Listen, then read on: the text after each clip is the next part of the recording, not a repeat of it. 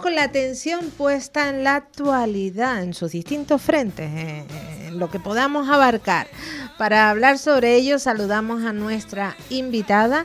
Fue alcaldesa en San Juan de la Rambla, fue consejera en el Cabildo de Tenerife, fue senadora, fue otras tantas cosas y actualmente es presidenta de Tagoror Norte. Fidela Velázquez, buenos días. Hola, buenos días. ¿Cómo se encuentra, Fidela? Bien, bien. Bien, Estamos bien. en la brecha. Sí, en la brecha, Como sí. debe Bien ser. de ánimo. Bien. No bien por el panorama, pero bien de ánimo para afrontarlo. Bueno, pues estando el ánimo bien, ya se tiene casi el 50% de las herramientas necesarias. Lo demás ya se da. Fidela, la verdad es que no sé por dónde empezar. Estoy mirando las portadas, los titulares, la agencia Europa Press, los titulares que está dando sobre esa sesión de control al gobierno que está teniendo en el Congreso. Desde su punto de vista, ¿qué podemos decir de la actualidad política? Mm. La verdad que la actualidad política nos echa para detrás a las personas que tenemos vocación política, es decir, las personas que hemos dedicado una parte de nuestra vida a la política, pues nos sentimos profundamente decepcionados, por lo menos en mi caso, de cómo está transcurriendo los foros, en este caso el principal foro, donde debe estar radicada la palabra y la democracia. El espectáculo que nos dan día a día, desde el Parlamento concretamente, aparte de ser intenso, es improductivo. Es decir, es intenso en el mal sentido de la palabra. Es intenso porque es como un campo de batalla, incruento, pero campo de batalla al fin y al cabo, donde no se debaten las ideas, sino donde se ataca al adversario. Yo en toda la democracia no recuerdo una época tan terrible desde el punto de vista de debate improductivo y además con las peores palabras que se pueden emplear hacia un adversario. De hecho, la escalada es tal que se ha terminado por judicializar la vida política.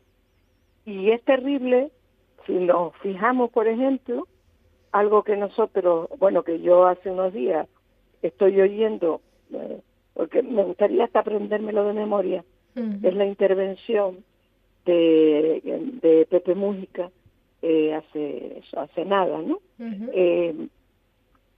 Donde llama, o sea, él está enfermo, ¿no? Y es como una despedida, ya hizo una política, pero en este caso fue de invitado a un foro político y llama a reintegrar, digamos, la presencia de los que hemos hecho algo con, dice él, una barra de miles de jóvenes que me sustituyan. Esa barra, que es como llaman en Uruguay, en Argentina, a una pandilla, a un grupo de amigos o lo que sea, con eso, dice él, lo primero, que hay que caminar para construir, y habla de que todo hay que sustituirlo por la inteligencia. Lo que hace caminar a los países es el capital humano, la inteligencia. Y viene a llamar a su país a educar y formar a las generaciones que vienen para ni servir ni para que los exploten. Y termina diciendo que para llevar al país al desarrollo hay que contar con esa inteligencia colectiva y que en el futuro el mundo se va a dividir entre el mundo de los desarrollados y los subordinados. Bien, claro, Uruguay es un país de 3 millones de habitantes, y España de casi 50 millones. Es más complicado. Pero pero me preocupa mucho que en lugar de estar trabajando para el desarrollo de la inteligencia, estemos centrándonos en el defecto del adversario, incrementándolo, y en ningún caso se habla del desarrollo de la inteligencia. Pero Fidela, ni de la sí. inteligencia ni de nada, porque yo quería ponerle un ejemplo. Esta mañana, siguiendo la sesión de control al gobierno, estaban todos como en un partido de tenis de un lado a otro, cuando se estaban increpando, insultando, echándose en cara cosas propias de partido, cosas propias personalistas de cada uno. Sin embargo, hubo un momento en el que se habló del IVA de los huevos, algo tan tonto como esto, pero que afecta a tantísimas empresas, a tantísimas economías, y cada uno se puso a lo suyo, a escribir, a hablar por teléfono. O sea, las cosas del común de los mortales, parece que les diera igual, le gusta más la fruta, hablando en ironía, que hablar de huevos. Sí, terrible, pero terrible. Yo, que antes era asidua a ver en los miércoles ese debate, porque es la forma de ponerse en situación, ya no lo veo, yo creo que me afecta hasta la salud, ¿no? No, desde Y luego. entonces, claro, terminaba diciendo música, pidiendo que se hablara con todo el país, con todas las fuerzas políticas del país, y decía no al odio, no a la confrontación. Estamos hablando de una persona que podía perfectamente odiar, porque estuvo muchos años detenido por la dictadura uruguaya. ¿Vale? Y entonces su discurso se eleva, ¿no? Como hizo Mandela en Sudáfrica, se eleva, y entonces solicita a los gobernantes la unidad del país, el diálogo sobre los temas que importan al país. Yo creo que este discurso y alguno de Mandela habría que enmarcarlo y ponérselo en la entrada de los despachos a muchos de nuestros próceres, porque, claro, porque quizá es lo que le falta ahora mismo a España.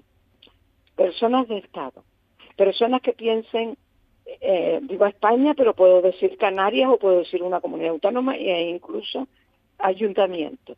Personas que piensen en la colectividad, en lo importante de la colectividad para las personas gobernadas.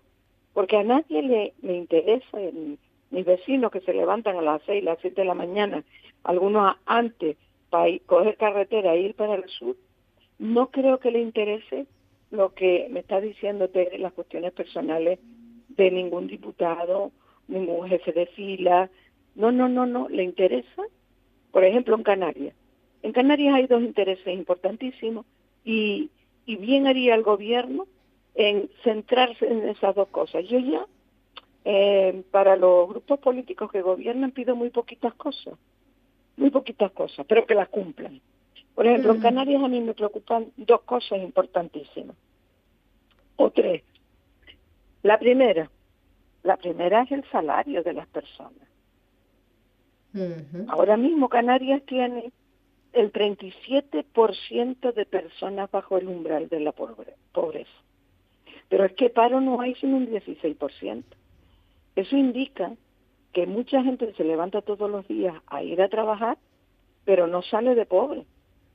Entre el 16% que están parados, al 37% que están bajo el umbral de la pobreza, 21%. el 21% de personas que trabajan todos los días, pero son pobres, muy pobres.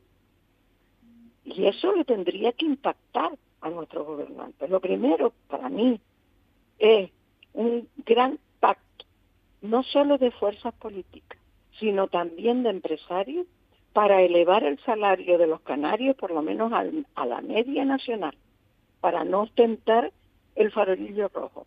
Esa es la primera medida, importante medida. La segunda medida, para mí, es invertir donde no se ha invertido desde hace más de 2 décadas, que es en vivienda pública, que está sangrando ahora mismo a la economía. Yo desde los años 60, Tere, no veía familias compartiendo una vivienda. Y en la calle hay una familia una familia viviendo en la calle, en un furgón, en el Parque La Vega, en La Laguna. Pues eso significa, y a lo mejor vete tú a saber si esa familia, alguno de esos miembros trabaja, pero es que no pueden pagar los alquileres a la subida que se ha Exactamente, dado en el fueron último año. desahuciados, sacados de su vivienda por no poder pagar el alquiler. ¿Ves? Pues eso no puede ser. Los poderes públicos tienen que construir vivienda pública. El parque de vivienda pública está, bueno, ya necesita ser reparado y no se han hecho viviendas nuevas. En Santa Cruz yo creo que las últimas viviendas públicas son las dañazas que tienen más de 20 años. Entonces, yo, honradamente, eso es un deber inexcusable de los gobiernos. Y nada de mirar a viviendas vacacionales de particulares y tal. No, no, es un deber suyo. Claro, claro, Suyo. no culpabilizar ¿No? a la vivienda A los privada. particulares, claro, a los particulares. Eso tiene más de política hotelera que de realidad, porque en realidad el cambio de ciclo de la pandemia le puso, digamos, el cascabelillo de alarma a la industria hotelera, porque la gente empieza a tomar decisiones sobre sus destinos y a dónde va a residir en su época de visita a las islas. Fue un cambio y que medio se mantiene. Entonces, segunda medida, construir vivienda pública. Y la tercera medida que se han olvidado durante décadas, también mientras hemos gobernado nosotros, aunque menos. La tercera medida es, forme usted la inteligencia, como decía Pepe Mujica, y eso solo se puede hacer desde un cuidado exquisito a la formación y la educación. Voy a poner un ejemplo. Seguimos ostentando en Canarias el farolillo rojo de los informes PISA.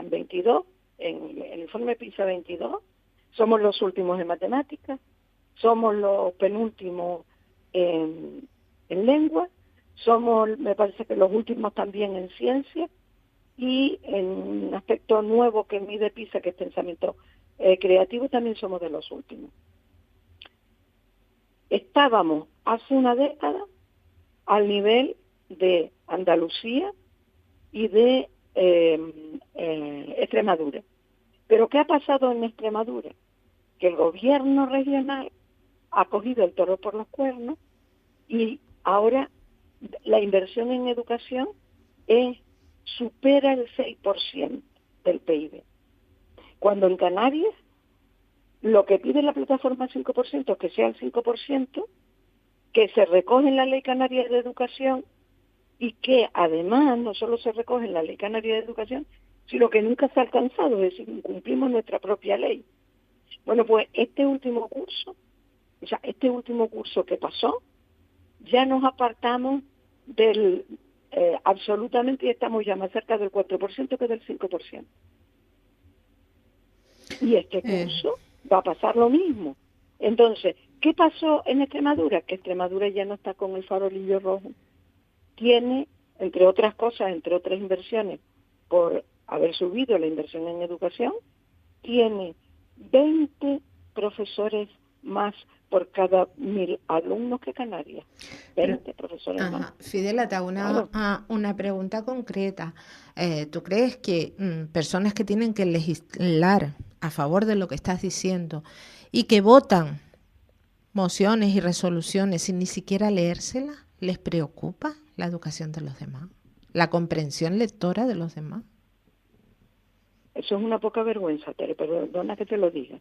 Porque el trabajo de un diputado, yo no voy a decir si cobra mucho o cobra poco, pero se le paga para eso. Se le paga para que se lea lo que va a votar.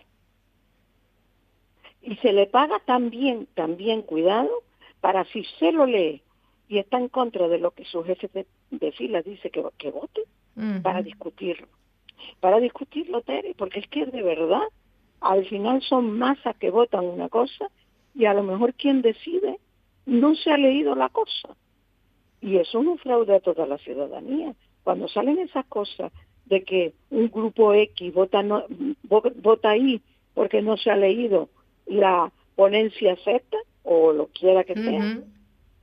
yo es que me subo por las Pero paredes. por eso pregunto, quien actúa así, con esa irresponsabilidad, ¿le preocupa en algún momento que haya críos y crías en los colegios que tengan problemas? O sea, yo creo que es una parte que ignoran, que recordarán cuando se hace famoso o se hace popular el resultado del informe PISA. Pero de resto es que actúan Efectivamente, como si les diera exactamente igual lo que no tuviera que ver con efectivamente, ellos. claro. Yo no te hablo solo del informe PISA. No, no, Yo en estaría, general. sí, no, pero para ponerte un ejemplo, el informe PISA, digamos, es que pone los datos, ¿no? Negro sobre blanco de los porcentajes en los que estamos situados, ¿vale? Pero no he visto a nadie preocupado por el incremento de casos de TEA, de trastorno del espectro autista, después de la pandemia. Nuestros niños, y algunos de ellos que tienen ahora 5 o 6 años, convivieron con adultos eh, siempre con mascarilla, no le pudieron ver la articulación, no le pudieron ver hablar. Ujú. Muchos de esos niños mm, son autistas, pero en un porcentaje incrementado con respecto a lo que había antes de la pandemia. ¿Tú has oído, Tere, algún responsable de educación preocupado por esta situación? En absoluto. No, es que de verdad uno lee cosas y se te levantan, se te enciende la bombillita y dice, aquí hay un problema. Pero claro, a mí me da que no solo no se leen los informes que tienen que votar, sino que permanecen al margen absolutamente de lo que pasa en la sociedad. Ujú. De lo que tú, por ejemplo, cada día en tu programa vas hablando y denunciando. Pero ¿cómo se puede gobernar de esa manera? Metidos dentro de una campana de cristal. Por eso después solamente hablan de lo de ellos, de lo que les ocupa a ellos, de situaciones que afectan a su señoría. Porque de resto, sinceramente, a mí que a la señora Ayuso le guste la fruta o le deje de gustar, me da exactamente igual. A mí lo que me preocupa es que hay muchísimas viviendas en las que no pueden comer ni una pieza de fruta al día. Y sobre eso no se Efectivamente, dice sí, señor. nada. Efectivamente, efectivamente. La alimentación básica de ese 37% de Canarias, que está bajo el umbral de la pobreza, habría que ver qué comen. Porque yo voy a los supermercados y me fijo en los carros de la compra, Tere. Calorías Las vacías. miro, claro, yo los miro. Y vale que alguna parte del carro de la compra mm, tiene que ver con la forma de la falta de formación alimentaria que tienen a lo mejor las familias, que también es responsabilidad del gobierno. Sí. También esa formación hay que darla en los colegios, a los niños, a las familias que van a buscar los resultados de los estudios de los niños.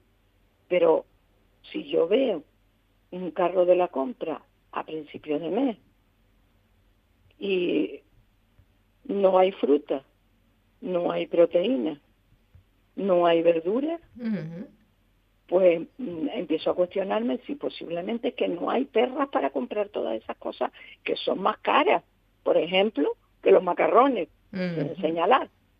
Entonces, claro, yo honradamente, Tere, es que veo las prioridades al revés. Debe ser que ya tengo una edad y que no me dejo engañar con cantos de sirena, pero las prioridades de mi país, las prioridades de mi comunidad autónoma, las prioridades de las ciudades de mi comunidad autónoma, aunque hay salvedades en esto, me parece que están invertidas. Me Totalmente, parece que, totalmente, claro, totalmente. Quien esto legisla, legisla sobre aquello que conoce. Si no sale a la efectivamente, calle y no sabe lo que hay en la calle, es imposible que pueda legislar sobre eso. efectivamente, ya te lo digo, que observar. Yo cuando empezaba en la política tuve un maestro, el antiguo alcalde de La Guancha, Pepe Grillo, al que le agradeceré siempre, que nos dio a un grupo de personas que nos iniciábamos en la política, una clase magistral durante un día y nos sacó a la calle y nos dijo, lo principal no es gobernar, lo principal es ver para gobernar.